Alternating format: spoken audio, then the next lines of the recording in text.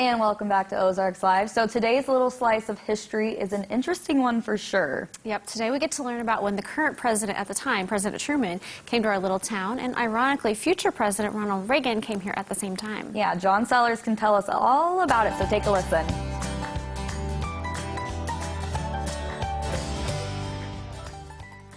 Hi, I'm John Sellers, the Executive Director of the History Museum on the Square. Today I'm going to tell you a story that happened 68 years ago this month. It was an exciting time. Lots going on in the country. It was an election year. Sound familiar? Well, it was. It was quite a time. And amazingly enough, at that time, the outgoing President of the United States, Harry Truman, agreed to attend the reunion of his division from the Army of World War I, the 35th Division. That reunion was going to be here in Springfield. The last one was held here in 1928. So President Truman was coming to Springfield in June before the election in November, and it would get a lot of press coverage. A lot of people would be here. So, as a kind of attachment to that, Warner Brothers decided that at the same time they would release a new movie called The Winning Team about baseball and Grover Cleveland Alexander. And they would release it here in Springfield, and amazingly enough, all these news media people would already be here.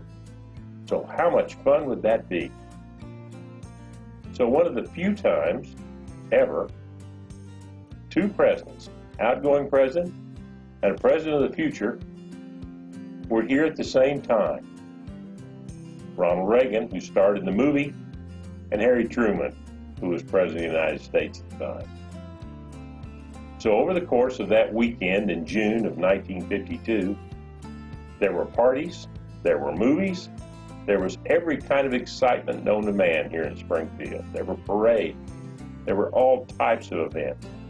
And on that Friday night, 6th of June, there were two galas at the same time.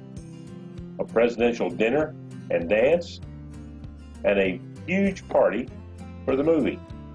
People could go from one to the other, back and forth, dressed up. People from all over came here. For the parade that day, it was estimated that over 225,000 people were lined up along the parade route to watch the parade. President Truman reviewed the parade from in front of the KWTO building on the corner of Kimbrough and St. Louis. And one of the people riding in the parade in an open car was Ronald Reagan and his wife, Nancy. So it was quite a day, quite an event, quite an outcome for the city of Springfield in 1952 to have the outgoing President of the United States, who was Missouri's hometown boy, and Ronald Reagan, who years later would become the President of the United States as well. Well, enjoy your day, enjoy your week. I'll see you next week. If you can, come see us at the History Museum. We'd love to see you. Goodbye.